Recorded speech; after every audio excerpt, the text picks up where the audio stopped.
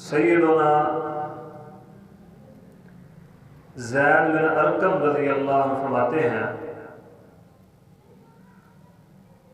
سنن ترمذی کی حدیث ہے، من اسلم علی اول من اسلم علی رضی اللہ عنہ وارضا۔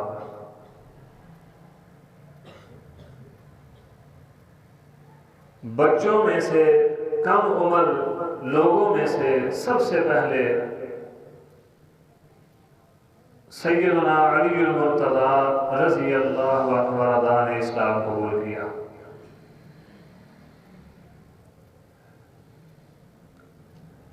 ابھی کھیلنے کے دن ہیں، اس کے باوجود جب نبی صلی اللہ علیہ وسلم نے اسلام کی دعوت پیش کی تو فوراً سیدنا علی رضی اللہ عنہ نے قبول فرمائی۔ ذالک فضل اللہ یؤتیہ من یشاء، یہ اللہ تعالیٰ کا فضل ہے جسے اللہ تعالیٰ عطا فرماتے ہیں۔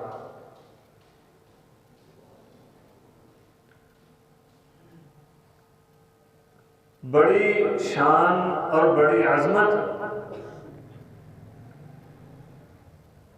اللہ تعالیٰ نے سیدنا علی المرتضی رضی اللہ عنہ کو عطا فرمائی ہے۔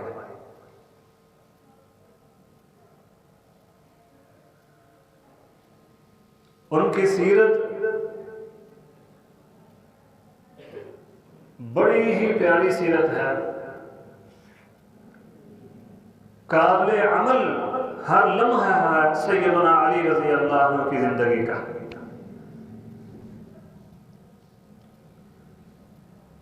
جس میدان میں بھی، عملی زندگی کے جس میدان میں بھی سیدنا علی رضی اللہ عنہ نے قدم رکھا ہے، اللہ تعالیٰ نے ہر طرف کامیابیاں عطا فرمائی۔ انتہائی متقی، انتہائی پرہیزگار انسان تھے۔ اللہ اور اس کے رسول صلی اللہ علیہ وسلم کی بات کو حرف آخر سمجھتے تھے۔ جہاں اللہ کا قرآن یا نبی صلی اللہ علیہ وسلم کا فرمان آ جاتا، اس سے آگے ایک قدم تک بھی نہیں ہلاتے تھے۔ واقعہ معروف ہے، مدینے سے ایک صحابی نے مشرکین مکہ کو خط لکھا، بلکہ اس سے پہلے جو ہجرت کی رات نبی صلی اللہ علیہ وسلم اپنے بستر پر لٹا کر آئے تھے،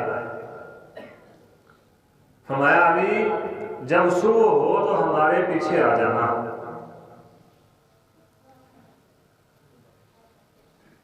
بڑا خطرناک وقت تھا،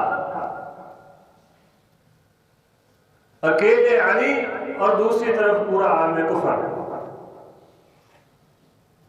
پوچھنے والوں نے پوچھا علی ڈر نہیں لگا؟ مشرکین مکہ ننگی تلواریں لے کر باہر کھڑے ہیں، تجھے خوف نہیں آیا؟ فرمایا خوف کس بات کا؟ نبی صلی اللہ علیہ وسلم یہ فرما کر گئے تھے علی صبح ہمارے پیچھے آ جانا، ممکن ہی نہیں تھا مجھے کوئی ہاتھ بھی لگا جاتا۔ اتنا یقین تھا نبی صلی اللہ علیہ وسلم کی بات پر۔ خط لے کر جانے والی عورت کہنے لگی میرے پاس تو نہیں ہے خط۔ فرمایا رسول اللہ صلی اللہ علیہ وسلم نے فرمایا خط تیرے پاس ہے تو تیرے پاس ہے، نکال جہاں بھی ہے۔ مجبوراً اس عورت کو خط نکالنا پڑا۔ یہ مقام تھا سیدنا علی رضی اللہ عنہ کے سامنے اللہ اور اس کے رسول صلی اللہ علیہ وسلم کے فرامین کا۔ اور اللہ تعالیٰ نے شان اور عظمت بھی بڑی عطا فرمائی ہے، بڑا مقام عطا فرمایا۔ اللہ کے پاک پیغمبر کے صحابی سیدنا ابو حازم سہل بن سعد رضی اللہ عنہ روایت فرماتے ہیں کہ سیدنا علی کو ابو تراب نام بڑا پسند تھا. جب ان کو ابو تراب کہہ کے بلایا جاتا تو بڑے خوش ہوتے تھے. اللہ اکبر کبیرہ. واقعہ فرماتے ہیں اصل میں یہ تھا، ایک دن نبی صلی اللہ علیہ وسلم اپنی لخت جگر کے گھر گئے. صحیح مسلم کی حدیث ہے. اور جا کر پوچھا علی کدھر ہے؟ سیدہ فاطمہ الزہرا رضی اللہ عنہا نے فرمایا کسی بات سے ناراض ہو کر چلے گئے ہیں، دوپہر کے وقت گھر کیلولہ کرنے بھی نہیں آئے. نبی صلی اللہ علیہ وسلم نے اپنے سپاہی کو بھیجا، جاؤ دیکھ کر علی کدھر ہے. جانے والے نے آ کر بتایا علی مسجد نبوی میں سو رہا ہے. اللہ اکبر کبیرہ. کیسے وہ عظیم لوگ تھے. آج ہمارے ہاں کسی کے ساتھ جھگڑا ہو جائے یا بیوی کے ساتھ جھگڑا ہو جائے تو شراب نوشی شروع کر دیتے ہیں. گلیوں بازاروں میں چوکوں چوراہوں میں کھڑا ہونا شروع کر دیتا ہے، سگریٹ نوشی شروع کر دیتا ہے. لوگوں کی بیٹیوں کو، لوگوں کی بہنوں کو دیکھنا شروع کر دیتا ہے. علی تیری عظمت کو سلام، تیری طلب کلامی ہوئی تو تو نکلا اور رب کے گھر میں آ کر سو گیا. اللہ اکبر کبیرہ. نبی صلی اللہ علیہ وسلم تشریف لائے، دیکھا علی سو رہا ہے، پہلو سے کپڑا ہٹا ہوا ہے اور مٹی لگی ہے. فرمایا قم یا ابا تراب،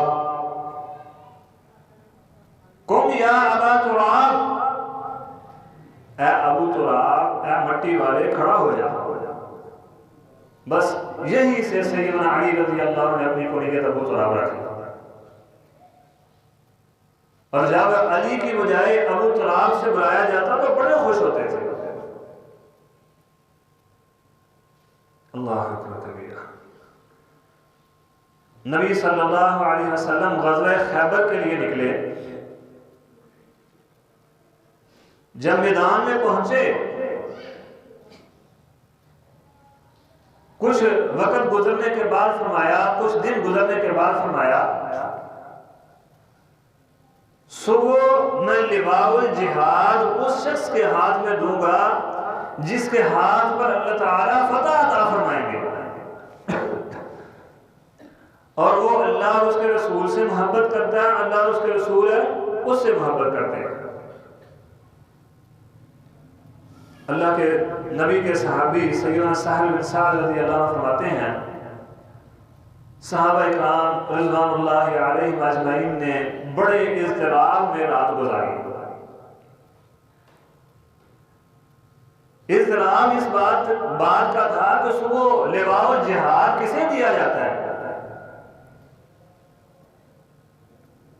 میں کہا کرتا ہوں ہر صحابی، نبی صلی اللہ علیہ وسلم کا ہر ساتھی، ہر جانباز، ہر شہباز، ہر مجاہد، حزب اللہ کا ہر فرد اپنی جبین نیاز کو کائنات کے رب کے سامنے جھکا کر ساری رات یہی دعا کرتا رہا ہوگا کہ اللہ صبح لواء الجہاد نبی صلی اللہ علیہ وسلم میرے ہاتھوں میں عطا فرمائے. اللہ اکبر کبیرہ. صبح ہوئی، نبی صلی اللہ علیہ وسلم نے فرمایا علی کدھر ہے؟ وہ نظر نہیں آ رہا. یہاں رک کر ایک بات اور سمجھ، اپنے عقیدے کو بھی درست کر لیں. نبی صلی اللہ علیہ وسلم نے کیا فرمایا؟ علی کدھر ہے؟ علی نظر نہیں آ رہا. ہمارے کچھ بھائی کہتے ہیں امام الانبیاء محمد الرسول اللہ صلی اللہ علیہ وسلم ہر جگہ حاضر ناظر ہیں اور علم غیب جانتے ہیں. میرے بھائیوں، اگر اللہ کے نبی ہر جگہ حاضر ناظر ہوتے، علم غیب اللہ کے بتائے بغیر کل علم غیب ہوتا تو نبی صلی اللہ علیہ وسلم کبھی یہ نہ پوچھتے کہ علی کدھر ہے. پتہ ہوتا آپ کو علی فلاں جگہ پہ. معلوم ہوا کہ اللہ تعالیٰ جو علم عطا فرماتے ہیں نبی صلی اللہ علیہ وسلم کو عطا فرمایا تھا وہی علم تھا. اس میں غیب کا علم بھی تھا لیکن جو اللہ نے بتایا تھا صرف وہی، اس کے علاوہ کچھ نہیں پتا تھا نبی صلی اللہ علیہ وسلم. اس واقعہ سے یہ عقیدہ بھی ہمارا درست ہونا چاہیے. عرض کی اللہ کے نبی علی رضی اللہ عنہ کی آنکھیں دکھ رہی ہیں، آنکھوں میں تکلیف ہے انہیں، آشوب چشم ہو گیا. فرمایا اسے لاؤ میرے پاس. علی شیر خدا علی المرتضیٰ کو نبی صلی اللہ علیہ وسلم کی خدمت میں پیش کیا گیا. وہ لعاب دہن جو ابو بکر کی ایڑی پر لگا تھا، وہ لعاب دہن جو کڑوے پانی کے کنویں میں ڈالا گیا تھا، وہ لعاب دہن جو سیدنا جابر رضی اللہ عنہ کے سالن میں اور آٹے میں غزوہ خندق کے موقع پر ڈالا گیا تھا، وہی لعاب دہن اللہ کے نبی صلی اللہ علیہ وسلم نے سیدنا علی المرتضیٰ کی آنکھوں میں ڈالا. فرماتے ہیں میری آنکھیں ایسے ہو گئی جیسے کبھی مجھے کوئی تکلیف ہوئی نہیں ہے. اتنا بابرکت تھا لعاب دہن نبی صلی اللہ علیہ وسلم کا. اور یہ بات یاد رکھیں، صرف لعاب دہن ہی نہیں، نبی صلی اللہ علیہ وسلم سے تعلق رکھنے والی ہر چیز ہمارے لیے باعث برکت ہے. اللہ، نبی صلی اللہ علیہ وسلم نے اپنا قمیض نہیں دیا تھا عبداللہ بن ابی منافق کو، اسی لیے دیا تھا کہ شاید اس کی برکت سے اللہ تعالیٰ اسے معاف فرما دے. لیکن کائنات کے رب کا فیصلہ تو کوئی اور تھا. استغفر لهم او لا تستغفر لهم ان تستغفر لهم 70 مرة فلن يغفر اللہ. آپ 70 مرتبہ بھی دعا کر لیں میں اس کو معاف نہیں کروں گا. میرے بھائیو، ادخلوا فی السلم کافہ کا سبق ملتا ہے. اسلام میں پورے داخل ہو جاؤ. منافقت اللہ کو پسند نہیں ہے. یہ جو ہم کہتے ہیں نا جیڑا جتھے لگا ٹھیک لگا، کوئی ٹھیک نہیں لگا ہوا، یہ منافقت ہے. اور میرے بھائیو، اگر نبی صلی اللہ علیہ وسلم یہ کہہ دیتے جیڑا جتھے لگا ٹھیک لگا تو اتنی تکلیفیں کیوں آتی ہیں آپ پر؟ کوئی بت پوج رہا تو ٹھیک ہے، کوئی قبر پوج رہا تو ٹھیک ہے، کوئی زنا کر رہا ہے تو ٹھیک ہے، کوئی چوری کر رہا ہے تو ٹھیک ہے. نہیں ٹھیک. ادخلوا فی السلم کافہ، اسلام میں پورے داخل ہو جاؤ. دو رنگی چھوڑ، یک رنگ ہو جا، صبغت اللہ کا رنگ چڑھ جائے پھر ٹھیک ہے.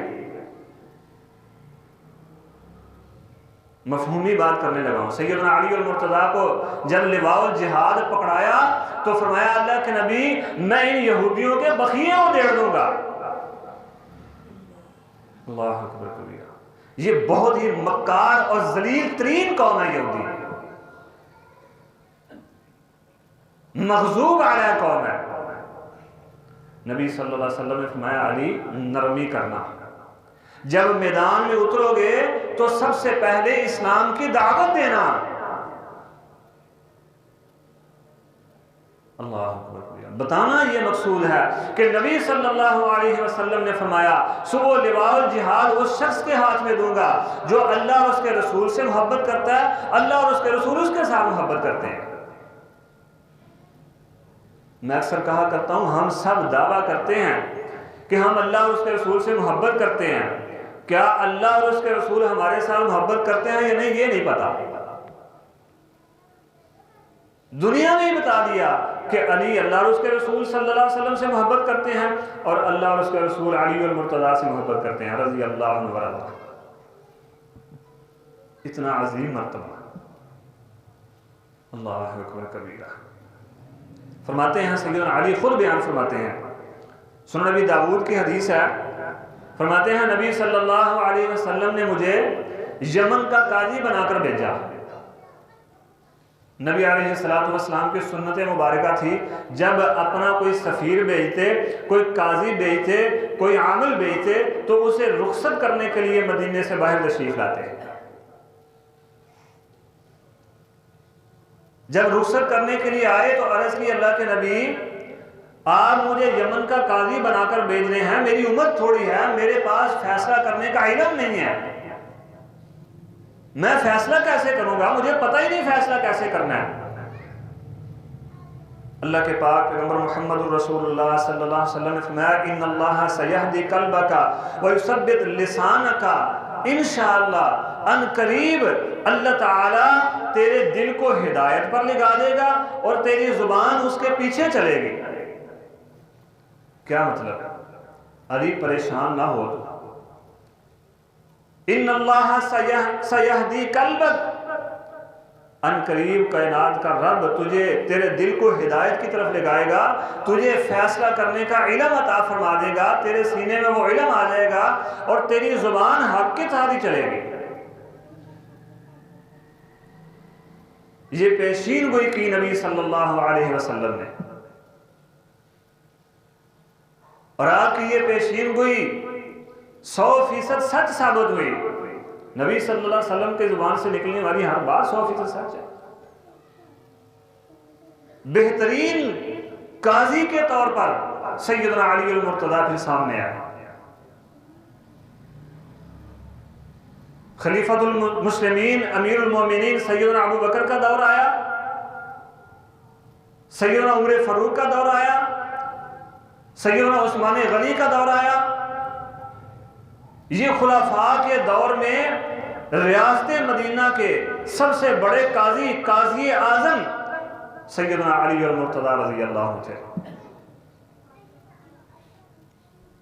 خلیفۃ المسلمین ابو بکر ہے لیکن قاضی اعظم علی ہے، امیر المومنین عمر ہے لیکن قاضی اعظم سیدنا علی ہیں، امیر المومنین عثمان غنی ہیں لیکن ریاست مدینہ کا سب سے بڑا قاضی سیدنا علی المرتضیٰ رضی اللہ عنہ ہے۔ نبی صلی اللہ علیہ وسلم نے پہلے پیشین گوئی فرمائی تھی ان اللہ سیہدی قلبک ویثبت لسانک، تیرے دل کو ہدایت کی طرف اللہ چلا دے گا اور تیری زبان اس کے پیچھے چلے گی،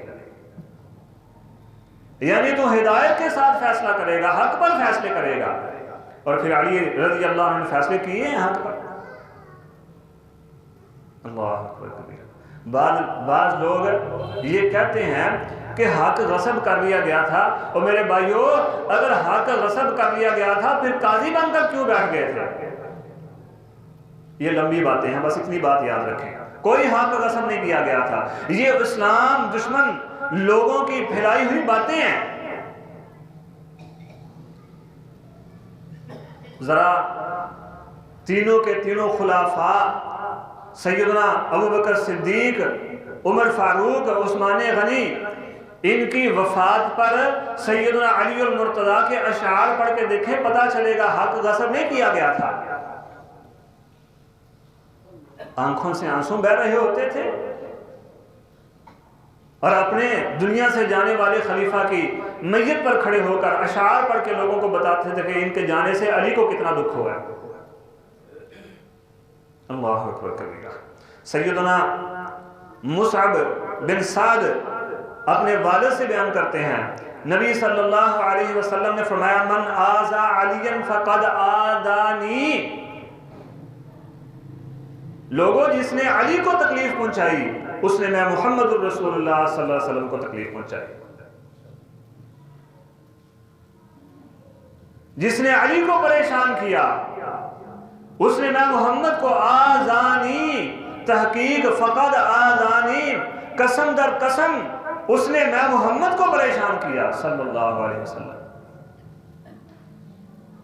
ایک روایت میں آتا ہے جس نے میری بیٹی فاطمہ کو پریشان کیا اس نے میں محمد کو پریشان کیا، جس نے میری بیٹی فاطمہ کو تکلیف پہنچائی اس نے میں محمد کو تکلیف پہنچائی صلی اللہ علیہ وسلم۔ فرمایا جس نے من آذا علیا فقد آذانی، جس نے علی کو تکلیف پہنچائی، اسے پریشان کیا، اسے مصیبت میں ڈالا، اس نے میں محمد صلی اللہ علیہ وسلم کو پریشان کیا۔ کوئی تھوڑا مقام ہے سیدنا علی المرتضیٰ رضی اللہ عنہ؟ کچھ لوگ نبی صلی اللہ علیہ وسلم کے پاس آئے، آ کر عرض کی اللہ کے نبی علی یہ کام کرتا ہے، فلاں کرتا ہے، ایسے کرتا ہے، ویسے کرتا ہے، شکایتیں نگاہیں سیدنا علی کی. سیدنا علی المرتضیٰ کی شکایتیں نگاہیں. اللہ کے پاک پیغمبر محمد رسول اللہ صلی اللہ علیہ وسلم نے فرمایا ایھا الناس لا تشکو علیا فواللہ انہ لا اخیشن فی ذات اللہ او فی سبیل اللہ. ایھا الناس لا تشکو، لوگوں میرے سامنے علی کی شکایتیں نہ لگایا کرو. اللہ اکبر. لا تخشو، نہ شکایتیں لگایا کرو علی جان علی کی. فواللہ انہ لأخیشن، اللہ کی قسم، علی فی ذات اللہ او فی سبیل اللہ، علی اللہ کی ذات کے معاملے میں یا اللہ کے رستے میں اللہ سے سب سے زیادہ ڈرنے والا ہے. اور یاد رکھیں اللہ کو ڈر ہی پسند ہے، ڈر دیکھنا ہے اللہ نے. ان اکرمکم عند اللہ اتقاکم، اللہ سے کون کتنا ڈرتا ہے؟ جو جتنا اللہ سے زیادہ ڈرتا ہے اللہ کو اتنا قریب ہے. یہ سید، یہ رانے چودھری نہیں اللہ کو چاہیے. یہ برادری ازم اللہ کے ہاں نہیں چلتا، اللہ کے ہاں دل کا تقوی چلتا ہے. کوئی چودھری ہے تو اپنے گھر ہوگا، کوئی سید ہے تو اپنے گھر ہوگا. اللہ کے سامنے تقوی کتنا پیش کر رہا ہے یہ دیکھو بس. اور نبی صلی اللہ علیہ وسلم نے سیدنا علی المرتضیٰ کے متقی ہونے کی گواہی دی. فواللہ انہ لأخیشن فی ذات اللہ او فی سبیل اللہ. یہ راوی کا فی ذات اللہ او فی سبیل اللہ، یہ راوی کا شک ہے کہ آپ نے فی ذات اللہ فرمایا تھا یا فی سبیل اللہ فرمایا تھا، کہ اللہ سے یا اللہ کے رستے میں علی سب سے زیادہ ڈرنے والا ہے. محبت کی گواہی بھی مل گئی کہ اللہ سے محبت کرتا ہے اور اللہ اس کے رسول اس سے محبت کرتے ہیں، اور اللہ سے ڈر کی اللہ کے تقوی کی گواہی بھی مل گئی. اللہ اکبر کبیرہ. ایسی عظیم ذات ہے، ایسا مقام اور مرتبہ عطا فرمایا اللہ تعالیٰ نے سیدنا علی المرتضیٰ کرم اللہ وجہہ. سیدنا سعید بن زیاد رضی اللہ عنہ فرماتے ہیں نبی صلی اللہ علیہ وسلم حراء پہاڑ پر کھڑے تھے، آپ کے ساتھ ابو بکر، عمر، عثمان، علی، زبیر، سعد بن ابی وقاص اور سعید رضوان اللہ علیہم اجمعین بھی کوہ حراء پر کھڑے تھے. کوہ حراء نے ہلنا شروع کر دیا، حراء پہاڑ نے ہلنا شروع کر دیا. امام الانبیاء محمد رسول اللہ صلی اللہ علیہ وسلم نے فرمایا اہدا فما علیک الا نبی او صدیق او شہید. اور حراء رک جا، تیرے اوپر یا نبی کھڑا ہے یا صدیق کھڑا ہے یا شہید کھڑے ہیں. اور تاریخ اسلامی اس بات کی گواہ ہے کہ سیدنا ابو بکر کے علاوہ یہ جتنے بھی نام ہیں، عمر، عثمان، علی، سعد، زبیر، سعد بن ابی وقاص رضوان اللہ علیہم اجمعین، یہ اللہ کے رستے میں شہید کیے گئے. یعنی آپ کی شہادت کی پیشین گوئی بھی نبی صلی اللہ علیہ وسلم نے پہلے ہی فرما دی تھی کہ میرے علی کو شہید کیا جائے گا. فرمایا فما علیک الا نبی او صدیق او شہید، ان کے علاوہ تیرے اوپر کوئی کھڑا نہیں ہے، اس لیے رک جا تو. اللہ اکبر کبیرہ. سیدنا سعد بن ابی وقاص فرماتے ہیں لما نزلت هذه الآية فقل تعالوا ندعو ابناءنا وابناءكم ونساءنا ونساءكم وانفسنا وانفسكم. جب یہ آیت نازل ہوئی فقل تعالوا ندعو ابناءنا وابناءكم، اصل میں نبی صلی اللہ علیہ وسلم کے پاس کچھ عیسائی آئے تھے، آپ نے اسلام کی دعوت دی، انہوں نے قبول نہ کی، بعد مباہلے تک پہنچی. تو اللہ تعالیٰ کی طرف سے حکم ہوا پھر ان کو کہیں آ جائیں مبالغہ کرنا ہے. ندعو ابناءنا و ابناءکم و نساءنا و نساءکم و انفسنا و انفسکم. آپ بھی آؤ، اپنے بیٹوں کو بھی لے کر آؤ، اپنی عورتوں کو بھی، اپنی اولادوں کو بھی لے کر عورتوں کو بھی میدان میں آؤ، مباہلہ کر لیتے ہیں. اللہ کے نبی کے صحابی سیدنا سعد بن ابی وقاص فرماتے ہیں دعا رسول اللہ صلی اللہ علیہ وسلم علی و فاطمہ و حسنا و حسینا. مسند احمد کی حدیث ہے، نبی صلی اللہ علیہ وسلم نے انہیں سیدنا علی المرتضیٰ کو، سیدہ فاطمہ الزہرا رضی اللہ عنہا کو اور حسن و حسین رضوان اللہ علیہم اجمعین کو ایک چادر کے نیچے کیا اور فرمایا اللہم ہؤلاء اہلی، اللہ یہ بھی میرے اہل میں سے ہیں. اللہ اکبر کبیرہ. اللہم ہؤلاء اہلی، اللہ یہ بھی میرے اہل بیت میں سے ہیں. بعض روایات میں آتا ہے کہ جب سورۃ احزاب کی آیت نازل ہوئی کہ ہم آپ کے اہل بیت سے گندگی کو دور کرنا چاہتے ہیں، تب اللہ تعالیٰ کے پاک پیغمبر نے فرمایا اللہم ہؤلاء اہلی. روایتیں دونوں ٹھیک ہیں، یعنی اس موقع پر بھی اور اس آیت کے نزول کے بعد بھی اللہ کے پاک پیغمبر نے فرمایا اللہم ہؤلاء اہلی، اللہ یہ بھی میرے اہل بیت ہیں. یہاں پر بھی ایک عقیدہ درست کر لیں، ایک غلط فہمی دور کر لیں. بعض الناس کہتے ہیں کہ نبی صلی اللہ علیہ وسلم نے اپنی چادر کے نیچے سیدنا علی، سیدہ فاطمہ الزہرا، حسنین کریمین رضوان اللہ علیہ اجمعین کو رکھ کر دعا کی. اللہ فرمایا اللہم ہؤلاء اہلی، اللہ یہ میرے اہل بیت ہیں. اب معلوم ہوا یہی آپ کے اہل بیت ہیں اور کوئی بھی اہل بیت میں نہیں ہے. اس کی تفصیلی وضاحت میں پیچھے کر چکا ہوں محرم کے خطبات میں، اشارتاً بات پھر بھی سن لیں.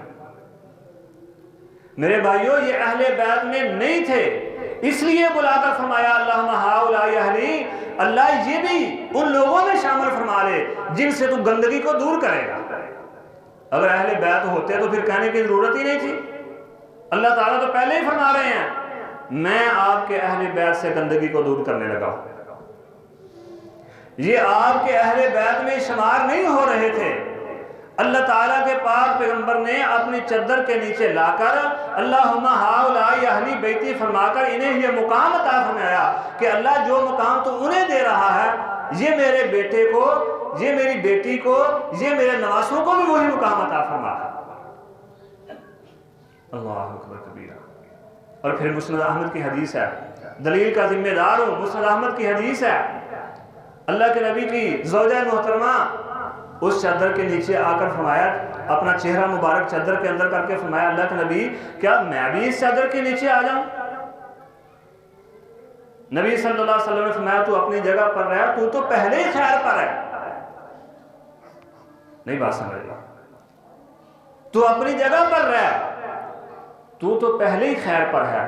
یعنی جو خیر تجھے پہلے سے حاصل ہے وہ خیر ان کو چادر کے نیچے آ کر حاصل ہو رہی ہے.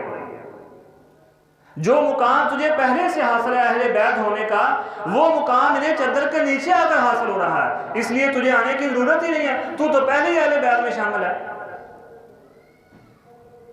اللہ اکبر کبیرہ. جو مقام و مرتبہ، جو فضیلت میرے اللہم ہؤلاء اہلی کہنے سے ان کو حاصل ہو رہی ہے، وہ کائنات کے رب نے تجھے پہلے ہی عطا فرما دیا، تجھے آنے کی ضرورت ہی نہیں ہے. معلوم ہوا سیدنا علی المرتضیٰ رضی اللہ عنہ ان لوگوں میں شامل ہیں جن کے متعلق اہل اسلام کا عقیدہ یہ ہے کہ یہ نبی کے اہل بیت ہیں، اور جو نبی کے اہل بیت سے محبت نہیں کرتا کائنات کے رب کو اس کا کوئی عمل بھی قبول نہیں ہے. یہ صحیح حدیث ہے، نبی صلی اللہ علیہ وسلم کی صحیح حدیث ہے کہ جو میرے اہل بیت سے محبت نہیں کرتا اللہ نہ اس کا کوئی نفل قبول فرمائیں گے نہ اس کا کوئی فرض قبول فرمائیں گے. اور ان میں سے سیدنا علی المرتضیٰ کرم اللہ وجہہ شیر خدا بھی ہے. میرے بھائیوں آخری باتیں کر دوں، یہ میری بات یاد رکھیں نبی صلی اللہ علیہ وسلم کے ہر صحابی سے محبت ہمارے لیے فرض عین ہے، ہمارے ایمان کا حصہ ہے۔ ایک شخص کی، ایک صحابی کی نفرت بھی اگر ہمارے دل میں آ جائے تو ہمارا ایمان مکمل نہیں ہے۔ اور دوسری بات ہے، ہم نبی کے کسی بھی صحابی سے اس لیے محبت نہیں کرتے کہ اللہ کے نبی نے اس کی یہ فضیلت بیان کی ہے، ابو بکر رضی اللہ عنہ کی یہ فضیلت ہے، عمر کی یہ فضیلت ہے، علی کی یہ فضیلت ہے، عثمان کی یہ فضیلت ہے، سعد و سعید کی یہ فضیلت ہے، طلحہ و زبیر کی یہ فضیلت ہے۔ ہم نبی صلی اللہ علیہ وسلم کے صحابہ سے فضیلت کی وجہ سے محبت نہیں کرتے، ہم نبی کے صحابہ سے محبت صرف اس بات سے کرتے ہیں کہ یہ رسول اللہ صلی اللہ علیہ وسلم کے صحابی ہیں، اس سے بڑا اور کیا مقام ہو سکتا ہے کہ یہ نبی صلی اللہ علیہ وسلم کے صحابی ہیں۔ تب ہماری محبت کی تجدید ہو جاتی ہے، تجدید محبت ہو جاتی ہے جب ہم اپنے نبی کے کسی صحابی کی نبی صلی اللہ علیہ وسلم کے زبان مبارک سے کوئی فضیلت سنتے ہیں۔ کوئی فضیلت بھی کسی صحابی کی بیان نہ ہوتی، سیدنا علی المرتضیٰ کی کوئی بھی فضیلت بیان نہ ہوتی، ان کی محبت ہمارے سینوں میں پھر بھی تھی کہ وہ نبی کے صحابی ہیں، نبی کے داماد ہیں، نبی صلی اللہ علیہ وسلم پر تب ایمان لانے والے ہیں جب لوگوں نے جھٹلایا تھا آپ کو، نبی صلی اللہ علیہ وسلم پر تب ایمان لائے تھے جب ان کی عمر کے لوگ، ان کی عمر کے ساتھی ان کے گلیوں بازاروں میں کھیلتے تھے، نبی صلی اللہ علیہ وسلم کے یہ بیٹے، آپ کے یہ داماد تب ایمان لائے تھے۔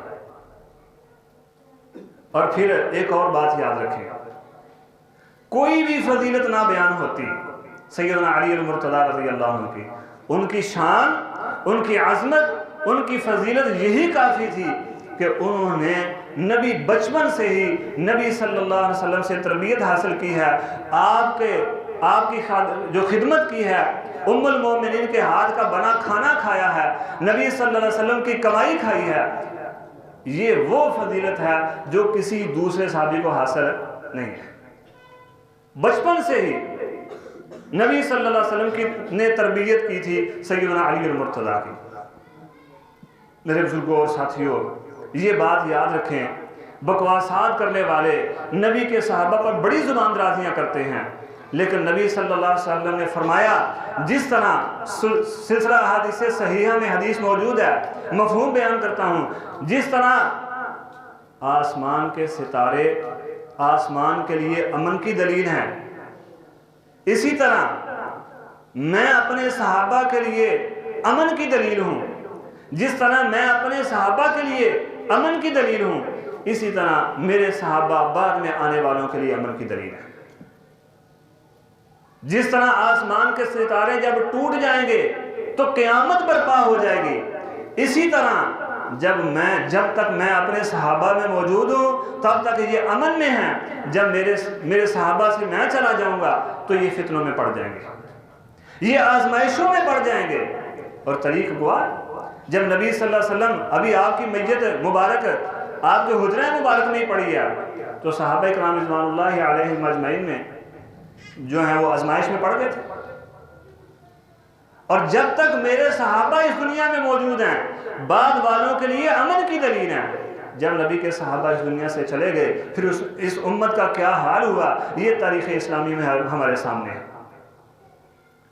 اس لیے ہر وہ شخص جو ایمان لانے کے بعد اپنے تعلق کو رسول اللہ صلی اللہ علیہ وسلم کے ساتھ اس نے بنا لیا اور آپ کا دیدار فرما لیا، ہمارے لیے اس کی یہی فضیلت کافی ہے۔ اللہ تعالیٰ سے دعا اللہ مجھے اور آپ کو عمل کی توفیق عطا فرمائے۔ اقول قولی ھذا واستغفر اللہ لی ولکم ولسائر المسلمین واستغفروہ انہ ھو الغفور الرحیم۔